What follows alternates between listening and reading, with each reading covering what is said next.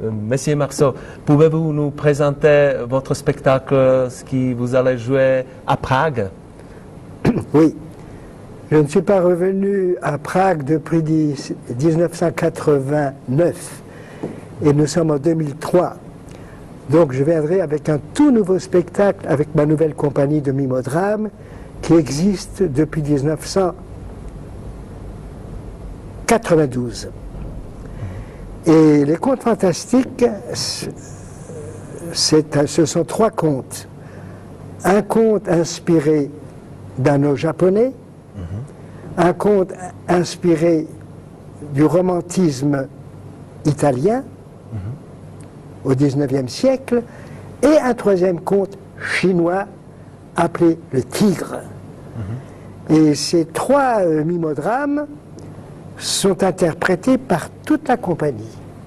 Alors que dans la première partie, je suis soliste, je présente les pantomimes de style et les pantomimes de Bibb. Et alors j'ai pris une assistante, Valérie Bochenek, pour travailler, qui est une ancienne élève de l'école de Mimodrame de Paris également. Et nous avons travaillé ensemble à faire un livre sur mon art et sur ma vie. Et je pense qu'on pourrait le traduire en tchèque. Oui, je veux bien. Voilà.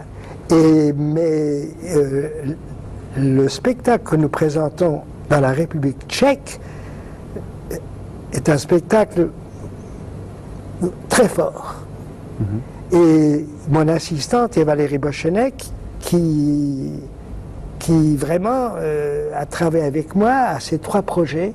Et on les a joués à Paris, au Théâtre Antoine, puis en Espagne, et maintenant nous allons les présenter dans la République tchèque. Et j'aurais voulu vraiment faire plus qu'une représentation. Hélas, nous ne donnons qu'une représentation.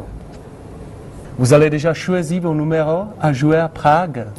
Ce n'est pas encore définitif parce que je pense qu'il y a toute une nouvelle génération dans la République tchèque qui ne m'ont pas vu.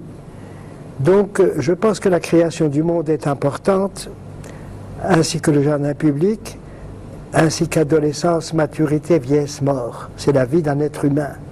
En seconde partie, certainement, je pense que je ferai Bibb vend de la porcelaine, Bibb cherche du travail, et Bibb se suicide, et peut-être que j'ajouterai encore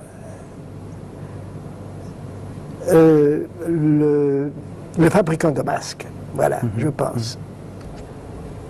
Est-ce que vous vous souvenez à Prague, quand vous allez jouer à Théâtre Vinohradské divadlo à 69? Oui, je me souviens beaucoup de Fialka. Fialka était d'un grand ami, il avait une compagnie de mime, et malheureusement il nous a quittés. Et je sais que sa troupe continue, je pense. Et je me rappelle avec émotion notre amitié, et que je me promenais dans les rues de Prague, et je disais même, j'aurais bien voulu rencontrer Kafka. Mais bien entendu, je ne l'ai pas rencontré. C'est le souvenir de Kafka, je l'ai senti à Prague, qui est une très belle ville. Nos étudiants, les étudiants de l'école artistique à Prague, ils vont avoir un séminaire avec vous de votre style de mime. Qu'est-ce que vous pouvez dire à ce sujet? Pour être tout à fait franc, on ne peut pas faire un séminaire pour un jour. Il faut dire les choses comme elles sont. Un séminaire se fait pour une semaine ou 2 semaines. Comme ce n'est qu'un jour, c'est comme on ouvre une porte. J'ouvre la porte et je dirai à ces jeunes que je suis très heureux de les accueillir avec mes 2 assistants, John Gibiro, Alexandre Néander, qui vont être mes assistants et qui sont également dans la compagnie. Donc je ferai tout mon possible pour les inspirer et leur montrer l'essentiel. Je ne sais pas combien de temps ça va durer. D'après vous, il y aurait combien d'heures? Presque 6 heures. Ah ben c'est très bien. En 6 heures, on peut bien travailler. On fera 2 pauses et on peut bien travailler. Donc, si ces jeunes Ils ont quel âge? Entre 18 et 25 ans? Oui. Si ces jeunes ont une technique de mime, ça se passera bien. S'ils n'ont pas de technique de mime, je ne sais pas ce que je dois dire. C'est pour ça que j'aime le silence, parce que c'est avec le silence que je vais le montrer. Avec le poids de l'âme, le poids du corps, l'émotion, la profondeur de notre art. Je suis très content, Martin, de t'avoir rencontré ici.